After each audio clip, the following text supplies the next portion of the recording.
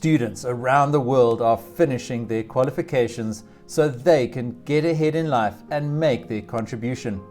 If you are studying, researching, or thinking about it, you will need practical tips, techniques, coaching, and support to help you get finished and be successful. I'm Peter Alkemer, the Student Success Coach, and welcome to the podcast. Each episode, I interview successful students and leaders in education so that you will learn everything you need right here. You will learn about writing, completing your thesis and other projects, planning, discipline, how to get more done, supervisors, getting published, getting finished, how to have the right discipline, and many other aspects of student life. Whether you're listening on Spotify, iTunes, Google, or any other podcast platform, please leave a rating and a review. Or if you're watching on YouTube, hit the like button, subscribe, and leave a comment. Either way, please get in touch and let us know what you think of the show and what you want to hear more of. Please always check the show notes for links to courses, material, and plenty more so that you can use what you've learned in each episode, take action, and achieve your student success. Please also join the Student Success Coach community in our exclusive members-only Facebook group where I post regularly and you can interact with fellow students just like yourself. Remember, you can't do this alone, so reach out, get involved, and take advantage. It's my commitment to your success. Now for this week's episode. Yeah. Doron, great to have you on the show today. Really so excited to chat to you about all your success as a student. And I know we've kept up to date over the last few years, and I've just been amazed at how much you've been able to cram in, both in terms of a big corporate job, running a large team, and then obviously taking on part-time studies. So Doron, our listeners today are really just interested in the practical tips and techniques of, how to handle part-time studies, particularly at a sort of more advanced postgraduate level. But before we get there, maybe just give us all a bit of a background to yourself and what you studied and why you studied it and how that's benefited you today. Sure. And first of all, thanks for the invite. It's always nice to kind of intellectually engage with you beyond our day-to-day work. So I studied long time ago, and I did a very scientific degree. I did a BSc in computer science and pure maths, and I did my honors in information and a couple of other things. And I'd always kind of kept up a little bit of the certification, but not proper studying with academic rigor.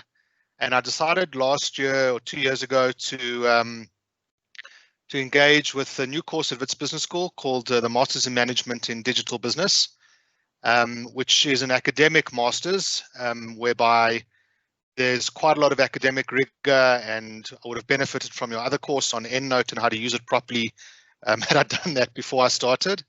And I decided to do it for two reasons. One is I felt there was a lot of hype around this digital transformation, which was being pushed very hard by a lot of consultants, and not a lot of it was grounded in any kind of academic theory, any kind of frameworks, any kind of well thought out, well reasoned, well researched approaches. And I was looking for that kind of anchor within which to add my own experiences onto it, and then be able to engage effectively with the digital transformations that were going on in both in my job as well as around me, because you need to be able to filter out the noise to signal ratio, which comes with these big hype trends. That was the primary driver. I suppose I could have done that through some short courses and that, but I also wanted, for my own intellectual stimulation, a certain amount of rigor and a hardcore qualification at the end of it. There was a personal motivation to it. Okay, Doron, awesome. And do you think you achieved all of that? It was the first year they ran the course, so some of the modules were spot on. We had some unbelievable lecturers who'd actually done deep research in this area, and I thought that was really phenomenal. One or two of the courses, to be honest, I think they were still maturing, but I think the whole field is maturing. But on the whole, yes. I mean, funny enough, I'm actually presenting to a board on Tuesday, and one of the frameworks on how to assess disruption. I'm actually reusing. Okay, great, Doron. So, I mean, there were some real practical insights and opportunities for you to go deeper and perhaps more theoretically or academically in terms of what you've been picking up at work and what we observe, obviously, in the industry that's rapidly disrupting, many organizations around the world. So, like myself, you've had a passion in almost staying ahead of that, I think, and just anticipating those trends from a more intellectual perspective. So it sounds like you went through some awesome coursework. Was there also a research component? Was there an aspect to it where you were able to dive into a specific topic of your interest and almost start developing and contributing to knowledge in that area?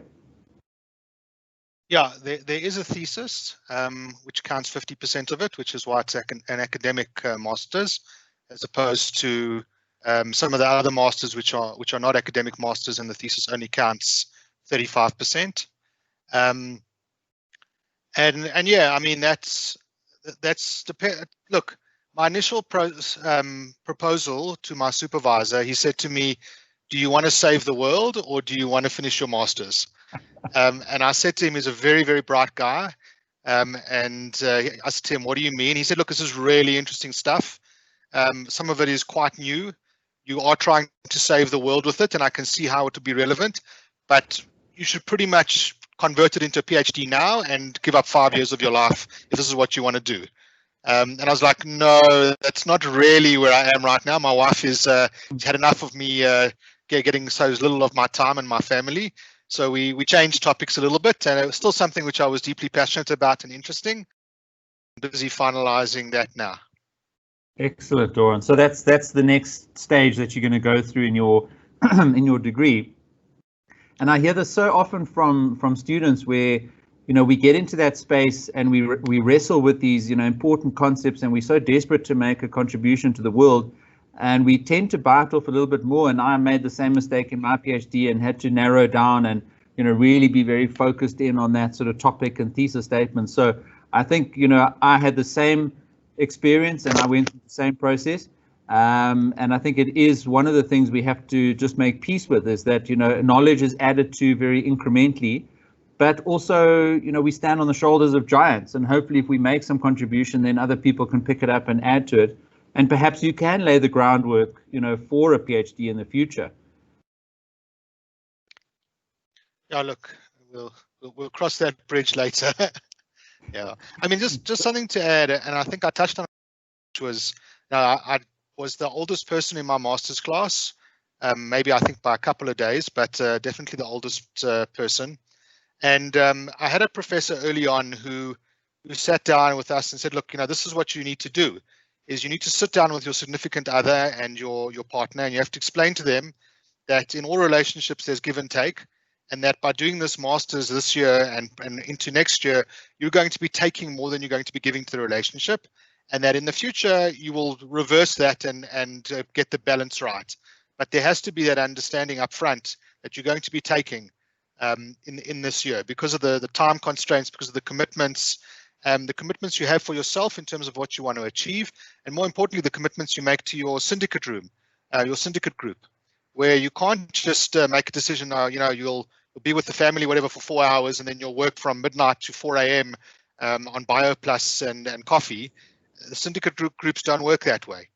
And that's a lot of the value you get from the masters is from the syndicate groups and working with different people from different industries, different perspectives, and then the ongoing friendships and network that you make long term, which is also great.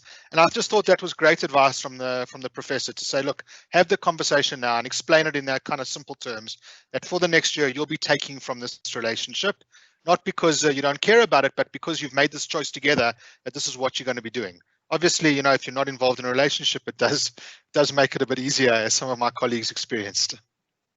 Okay, and I mean, any more insights on that, Doron? I mean, because it's such a common theme with part-time students, especially trying to balance and juggle, lots of competing priorities and relationships in their lives, and maybe this never-ending sense of guilt that they never manage to keep everybody happy all the time, and that could be said for a lot of A-type achievers who just naturally take on a lot.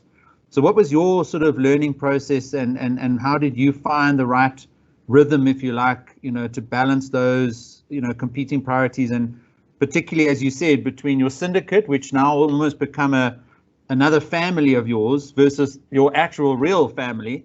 What did that look like for you? I mean, a couple of points I think you touch on there, Pete, is that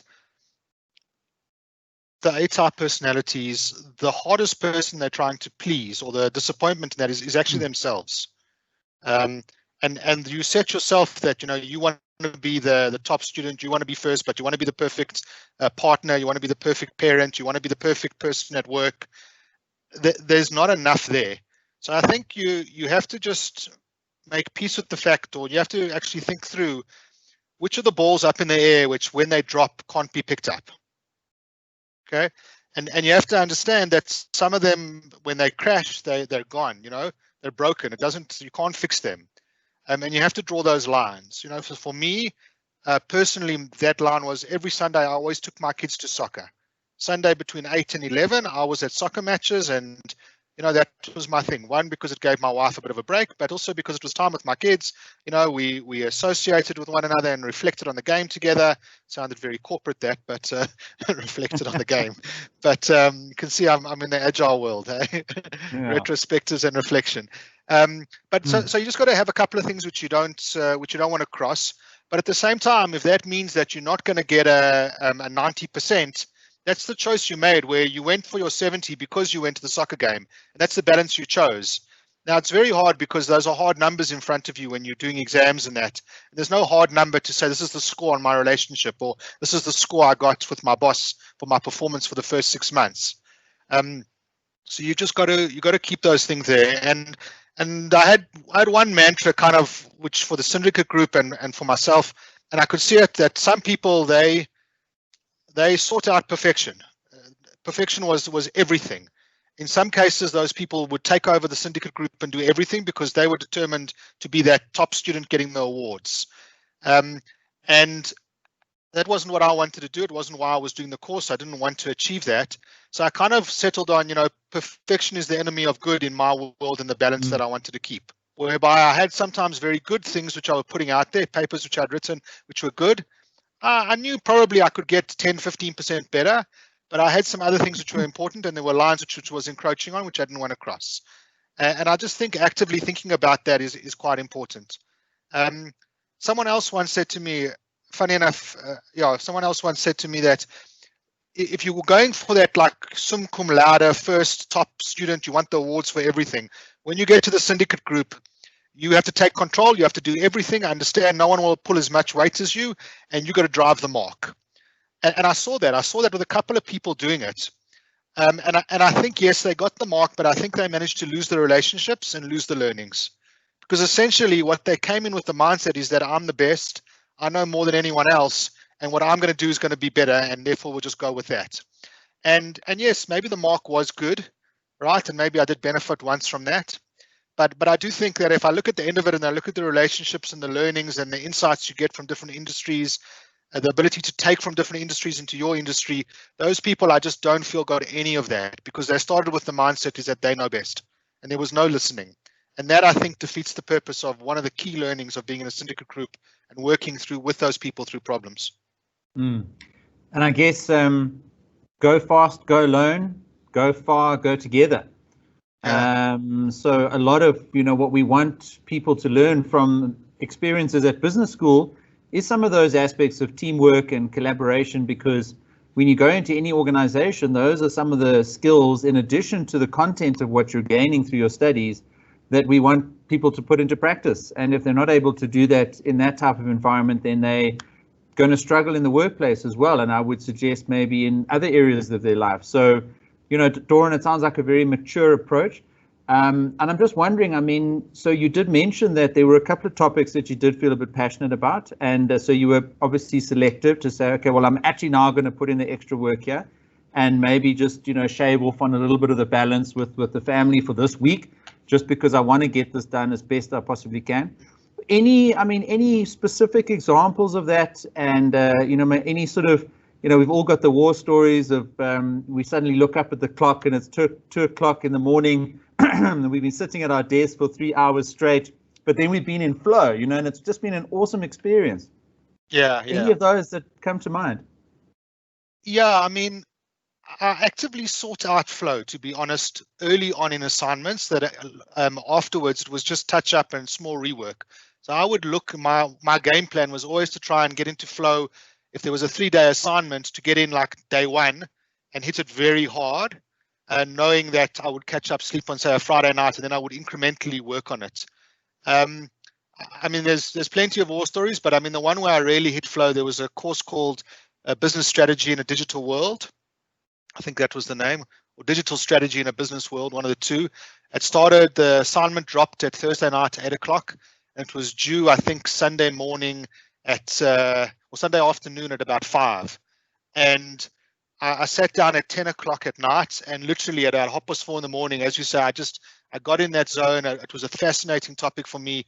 The lecturer was amazing. The actual topic of the assignment was really interesting. It was, we were given the assignment that Amazon wants to enter South Africa. Please design a strategy for them to enter South Africa without them buying another company. So there wasn't the obvious one of just buying Takealot. And how would you design that? And obviously using the frameworks and some of the research we've done in the classwork.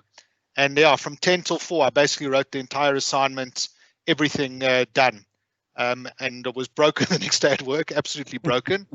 And then just had to do a couple of hours here and there on the Saturday night, Sunday to touch it up. But it was really, as you say, I hit the flow and done it, and was able to work through quite seamlessly. There were others, like there was a marketing assignment where, for a variety of reasons, I had a less time than other people to do it, and marketing's not my background nor my thing. And sure, I felt like it was a 1-week slog over 12 hours. I didn't ever achieve flow on that, and I slogged through it terribly. It was really painful. And Doron, I mean, just to drill in on the flow example a little bit, what is your best activity when you're in flow? Are you thinking or reading or writing, or is it a combination of them? Where do you see yourself being able to make the greatest progress on something like an assignment when you get into flow? Yeah, I think it's a bit of everything. Often you would plan out an assignment, and then halfway through you'd realize that you're actually wrong, or something's your logic has doubled back on itself and it's not standing up, and you would just go back. But for me, that's just all part of flow, because you're quite clear of the direction you're going. To take an agile approach, you plan, do, check, act in small iterations through each chapter, making sure your logic is kind of reinforcing itself. And you're going back and forth between different phases and sometimes jumping around. But once you, as I say, across all the different domains, once you hit the flow, it doesn't feel tedious, as opposed to, if you plan it and you're doing it and then you realize you have to go back and you're like, oh, geez, maybe I should just go get some coffee quickly. Yeah, it just flow, you kind of get tunnel vision. Hey, I mean, you as you say, you just keep on going. It's easy. And did that answered your question? Yeah, no, absolutely. I mean, I think everybody's got their own pattern. I try to keep my writing and thinking as much in sync as possible, as opposed to storing up too much that I've then got to commit to paper at a later stage. Even if I have to go back and fix up that writing, or even scrap all of it, I feel that even if it's a generative writing process, I've started to help myself get into flow. Writing actually does that for me.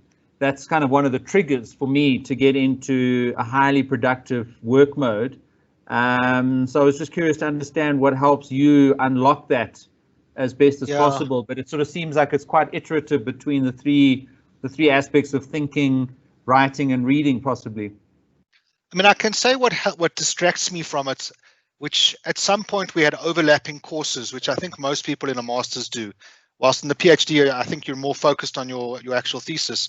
But when you're in overlapping courses, and say you've in the middle of a syndicate group for one and an assignment for another, a personal assignment, often you can be working on one thing and then all of a sudden you get an idea on the other, and that can become quite distractionary, that you move to the other one and you're still in flow, but you're not in flow on a single topic. It's almost like, the word kind of like manic comes to mind. You're switching between these things with flow and both of them. That can be quite distractionary and distracting. Sorry, and it's what I found helped is I would just keep like a little notepad file on the side, and I would just dump ideas over there and try and keep to the one. Otherwise, you get into quite bad deadlines on both of them because you just really haven't focused on them properly. Yeah. And Doron, then maybe just to talk a little bit about, obviously in academics, there's a lot of literature and a lot of sources to get through and a lot of, as you say, referencing to keep in mind. What was your approach to getting through that? Were you a sort of a detailed reader, or were you able to scan and then almost file into, important and less important, and then go back to those as you needed? Or what was your approach to the high volume of reading that you had to do? Yeah, so what I would do is essentially read abstract, intro, conclusion of everything. So I got the whole framework. Then I would look for the articles which essentially dealt with taxonomy, and you get some of those academic articles which look at the breadth of the literature, not actually the depth of the individual topic. So I would try and get the breadth of everything, and then I would say which are the ones which are the most interesting, and I would actually leave those for later when I was more tired, because if they're more interesting to me, I knew I would be able to push through them, and the other ones I'd try and go through first. So I would try and get through as much as possible. You never get through everything. Unfortunately, there's just too much. At least I found that. But by having taken that approach, you knew the full taxonomy, you knew the breadth, you knew the different opinions, you had the gist of everything in terms of abstract and conclusion. Yeah. But also most of my papers and my exams were open book. The view was from the professor who ran the course is that there's no point in learning things off by heart. It's about being able to apply things. So really, because I knew that was the approach for 90% of the modules, it was really about reading and then seeing, well, how would this apply, and how do I think differently, and how could I argue against this point, and trying to compare and contrast as opposed to looking at it and just trying to consume all the information. So I think it's quite important to, every single module we had, one of the students would say, "What's in the exam? What's in the exam?" As if the professor is going to tell you. The more important question is, what kind of exam are you going to set? Is it an open book? Is it interpretive? Is it comparative? Is it analysis? And then you can understand that when you're studying for it and when you're reading, how do you interact with the material? For the material, for the exam that I had, which was closed book, then I knew I had to take in and remember a lot of things, as opposed to understanding and knowing where to find those things and apply my mind to it quickly. So I think that's a more important question for students to ask lecturers than what's in the exam, because that's never going to result in an answer you want. Exactly. And Doron, I guess, you raised three very good points there, or principles, which I just wanted to dwell on a bit, because I think when people are doing, more extensive research, like you would find in, as you say, a 50% portion of a master's or even a full PhD at some point, those are almost, as you say, long-term exams that you really set for yourself and that you have to answer yourself and almost, sort of decide how you want to approach it. But just this approach to getting through the volume that you mentioned, the first one was just to take advantage of the structure of articles. And it's, there's a very good pattern in the academic world that does give you quick and easy access to the content of articles. So as you say, get a sense of the abstract, the introduction and the conclusion, and then you can go back into the middle sections and the more detail at a later stage, if that's one of the articles, like you said, that you're willing to sit up late at night and read through because it's very interesting. But I think that's something students miss, and they tend to see it as a story as opposed to something that you can really read like a newspaper with a headline and a quick introduction and then scan over the rest of it, which I thought was very insightful. And then you mentioned the taxonomy articles, which I guess I'm sort of more familiar with as a systematic literature view, and says, okay, so for a broad topic, let's sketch out the landscape, let's draw the framework, and then you can sort of zoom out. We've done the hard work of organizing it all for you, and then you get to pick and choose which area you want to go into without worrying about missing something, because we've drawn it out, and now you can go and color in where you need to, because you've got a sense of the whole, you can have a better confidence in each part of it. So I thought that was quite powerful. And then I certainly love your, the third principle you mentioned about, the interesting articles, you'll happily stay up and read those. And there was certainly, the approach that I followed and the one that I taught in my course was in EndNote. I just, it gives you like a 5-star ranking for all your sources. And for me, those would be the 5-star references, and I could just quickly sort on that column in my reference library of 1,000 sources or whatever it was, and those would quickly come to the top. And I knew those were going to be very interesting for me and very important for my research. Yeah, I think that's something that students struggle with massively. Okay, Doron, and then I mean, just give me a sense of when the pressure's on with you as an individual. So I mean, big role, large team, family life, home life, etc. What is your response mechanism to high pressure? I mean, how do you, and is that something that people can learn, or is it developed over time? Because we're all going to go through it at some stage. We're all going to think that we won't make it. And as you say, if we're an A-type achiever, we're even harder on ourselves. So what is that response mechanism that to students that just get a bit stuck? Maybe they're late on deadlines, they're under pressure at work as well. And as you said, overlapping assignments and courses, etc. Look, I mean, I'm probably not the best example of this.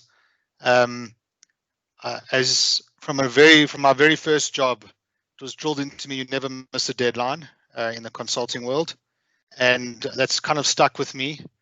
And it's not a good approach. And when I looked around at some of my fellow students and when we chatted about it, there are a lot of options out there actually, and the university is actually quite open to discussion on certain things and aware of the work-life balance which is required. And the mistake I made is I misunderstood the incentives at a university. So the university is actually highly incentivized to get guys through their postgraduate degrees based on the financial remuneration they get from the government. And once I understood this, I understood why they're actually quite flexible on some things. So we had guys who were traveling internationally for work, myself included often, and I remember it so distinctly. I mean, I landed in Bangalore, spent 4 hours in traffic for those that have been in Bangalore before, got to my hotel, and then got on syndicate calls and finished assignments that night because I don't miss deadlines. And, you're broken and you just keep on pushing through and you live on coffee. And, when I found out what other students did is, they went to the university and they actually said, look, I'm traveling. Can I get a 2-day extension for this assignment? This is the reason why, the time zone difference. And the university was like, yeah, cool, no problem. We understand that. I was like, oh, I didn't even think of that. Like, I just didn't think to engage with the university, with the professor. For me, it was like the deadline is set, it's done. There were other instances where, like, my syndicate group, once again, we would just hit that deadline no matter what, and other guys would complain that, there's too much going on, blah, blah, blah, whatever. And the university ended up moving it for everyone. So I think the answer is not to be a martyr and to engage and communicate with the university and engage and communicate with the professor and also with your fellow students, because you're probably experiencing the same thing. And if multiple of you go in at the same time, you can probably have quite a positive outcome and achieve the balance. At the end of the day, it's not you versus the university. It's the university is actually there for you and trying to help you within reason. And I think I missed that for probably the first 6 months. I didn't get that right. And I mean, the one course I distinctly remember everyone complained except for me. And it was before the marks even came out. And I was like, guys, this is big boy school, this is master's level. We're not messing around. You obviously didn't study properly, and it is what it is. If I fail, I fail. If I don't, I don't. And I did very well in it. And then the professor came back and said, look, I've taken into account all of your feedback. And actually, the exam I set was a PhD level exam, not a master's level. And I gave you too little time, and I'm adjusting all the marks upwards. But I would normally never think to engage like that. Like, it's just, that's the deadline, that's the course. You've been taught and you go on. So maybe it's because I'm old and I come from a different era. And the youngsters and the digital millennials, everything they can negotiate. but I do think they were right and I was wrong, and I do think you should keep an open communication channel and talk to your professors and explain to them some of the difficulties you're having with timelines or pressures, and they generally be quite flexible with that, within reason. And I do think that that's something which I missed. And then broadly speaking, with the pressure, look, I think there's a difference between restoration and refilling. And what I mean by that, Pete, is if you look at a glass of water, and it's half empty, you can easily refill that, right? But if you take that glass and you break it, you can't refill it with water. It has to be restored. It has to be brought back to its former self. You can drain the tank only so many times and refill it, but once that actual glass breaks, you can't do it anymore, you know? And you just got to be careful as a student. I think sometimes we drain and we drain and we drain, and we actually need to we lose the ability to restore. And like, you know, once again, I mean, I saw to some students early on, they would take, when there was a small gap in studies of like a week, it'd be very specific to go like away for three days, or to do nothing with that 3 days, you know, not start working on the research early, because I think they got it early that they need time to restore themselves, not just to refill the tank with coffee or BioPlus or whatever it is, but they actually need to restore themselves to their former self so they can keep on going. And then later on, the guys who didn't ever do any restoration and just refilled the tank and just kept on pushing, you can see you hit a wall after about 9 months, and then you really need to take some time out. And those are generally the guys who ended up, I think, deferring the research. Okay, interesting. Doron, I mean, those are all absolutely outstanding insights. And I mean, I guess just your thoughts then on, from a topic perspective or a content point of view, the digital masters, and as you say, you know, it's been the first time they've run it. And, you know, I'd just be keen to understand, you know, maybe from a couple of perspectives, you know, what really stood out for you, that if someone listening now is interested in digital transformation, you know, was there a specific book that you might want to recommend? And given that it was the first time that it was run, you know, what additional or different aspects do you think they would start to bring in to try and keep pace with this rapidly changing topic in the industry? You know, just give us a sense from as an industry expert now. What is your take on digital transformation, and maybe some tips for people that are interested to find out a little bit more? Look, expert, I don't know if I'd put myself in that category. I'll tell you what amazed me is, going into the course, I'd been exposed to a fortune of hype. As a CIO, you know, you've got all the consultancies busy pushing you with what's going on. And I didn't expect to find a rich body of knowledge which was based on deep research. I really thought, you know, this was all the hype, all cutting edge, you know, you needed these consultants to guide you through it. And I couldn't have been more wrong. And it actually amazed me as how often we start off with these digital transformations or initiatives or whatever you want to call them, and we're flying by the seat of our pants and we're letting consultants guide us. And I used to be a consultant, so they have a place. I don't mean to diss them, but I think if we just took a step back and we actually kind of went into some of the literature and some of the articles and that, we would be so much better prepared to engage with the consultants and have a better outcome than just flying by the seat of the pants. I mean, I often say the easiest way to waste money is to bring in consultants and not know what you want to do. And I get the sense that they'd hyped it up and the industry had hyped it up, and we just forgot that actually there was proper research and deep insights into 99% of these topics about how to do something or not, you know. Even on like things like what was the leadership characteristics of digital leaders, I thought, sure, you know, this is going to be thumbsuck stuff. And the lecturers pulled out proper research on all the stuff, on recent research, comparing it to old research, industrial leadership characteristics in the industrial revolution versus the digital revolution, why they changed, what's driving them. So I think that would be my one piece of advice, is you don't have to be led by the consultant. You take some time out, look in the research, engage with some of the professors. I mean, I can't recommend enough Professor Armstrong at Wits Business School. He used to be I think the CEO of Telkom Business, or the CEO of Telkom. Sure, the guy's research, his insights are phenomenal. The books, I've read a couple of them, Pete, but I often find the books are written by the consultants, right? And they've taken their models and they've espoused on them and given the examples of them working. I mean, if I hear one more time the the ING Bearings banking example of Agile, or the Spotify example of culture transformation. I mean, those things have been oversold and oversold. I don't even think those organizations are like that anymore. They've evolved themselves, you know. The 2-pizza team meeting at Amazon, I mean, that's also evolved. So I really think it's about principles. I think it's about understanding what you want to achieve, how you want to run your teams, and then using some of those principles to guide you and self-determine how you evolve and how you constantly tweak your environment to achieve what you want. I also think a pet peeve of mine, and if it's off topic, then please rein me back in, is what I call digitization versus digital transformation.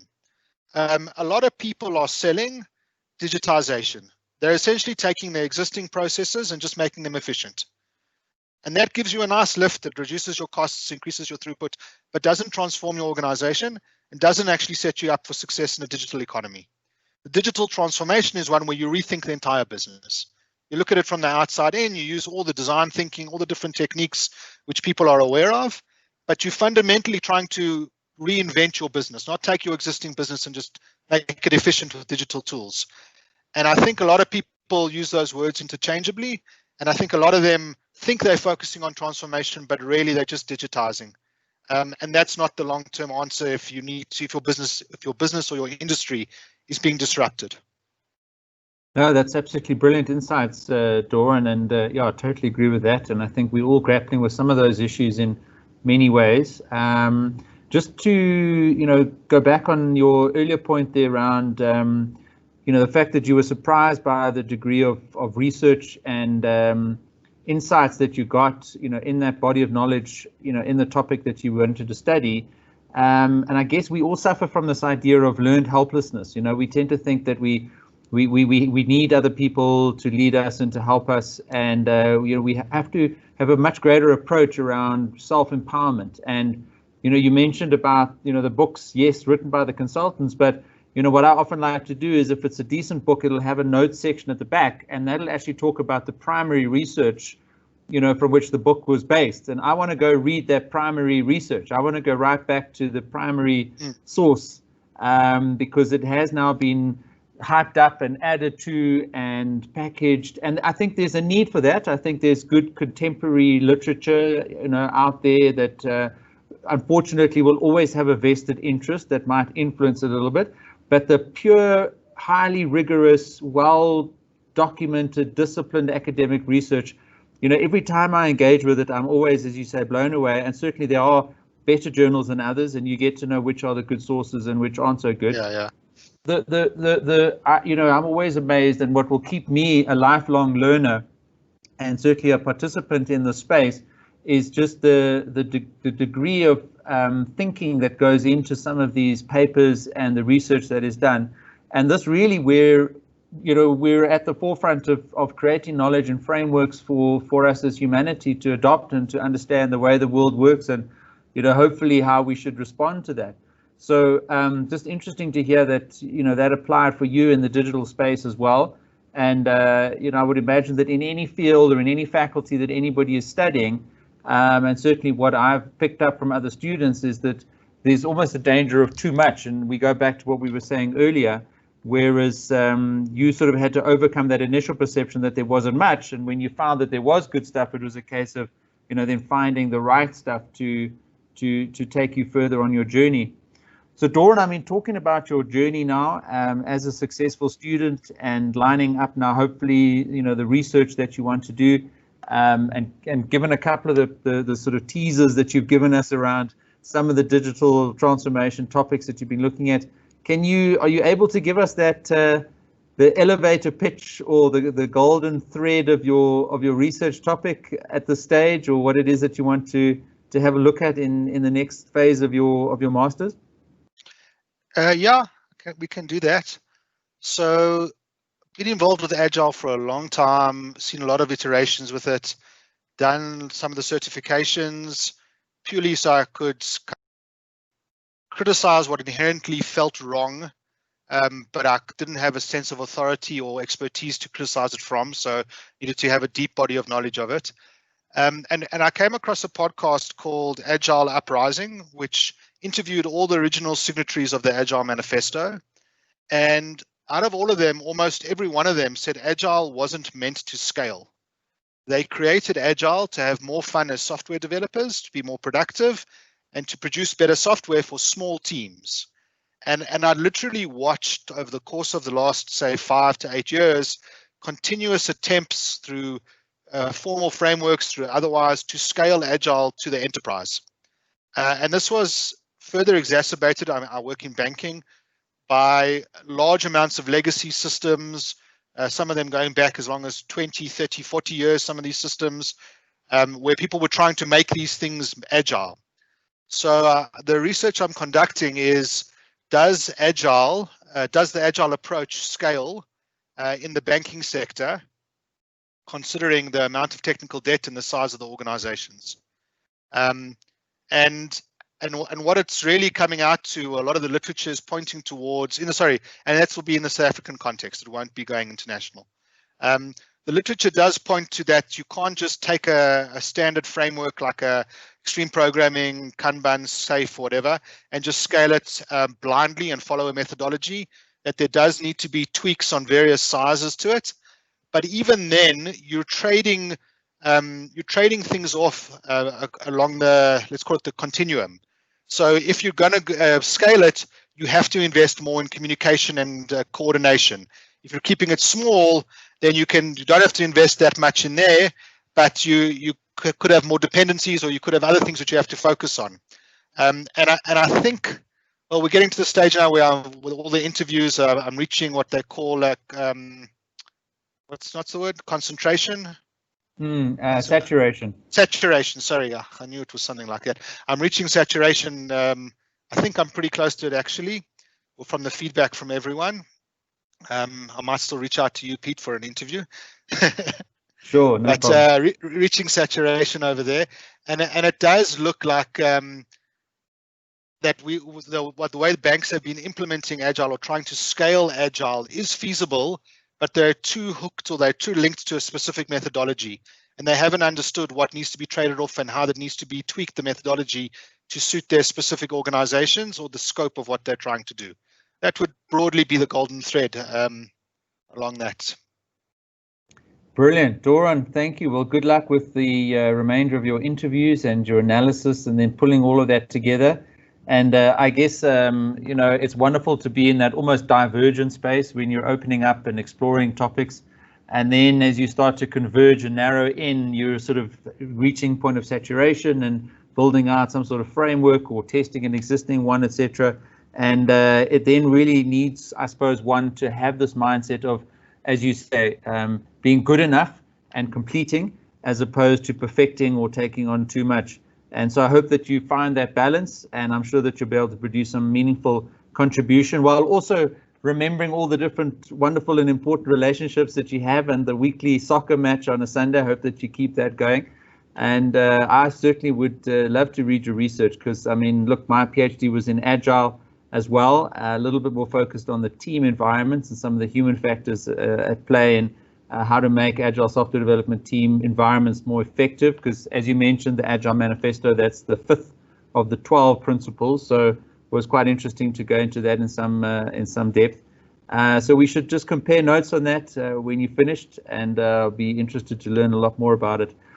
But Doron, thank you. This has been really great, and there's been some wonderful insights, and I think our listeners have got a huge amount of value out of today's session. Not only just insights about how to be successful as a part-time postgraduate student, and some of your advice around working in a team and then balancing off with the rest of your life, but then also the digital aspects and the content of what you've been studying, which I think is close to my own heart, and something that we're all grappling with in our large organizations.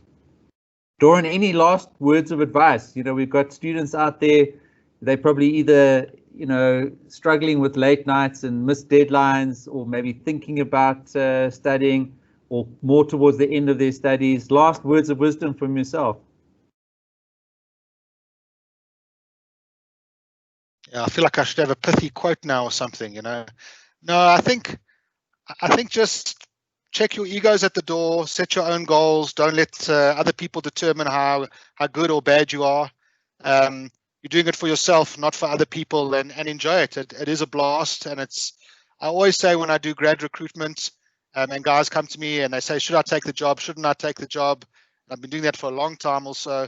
I always say one regret I have is I didn't stay at varsity longer. I would have loved to have stayed at varsity longer and been a full-time student for longer, because it is just so much fun, and enjoy it. Excellent, Doron. Thank you so much, and good luck with the research. Thanks, man, Pete.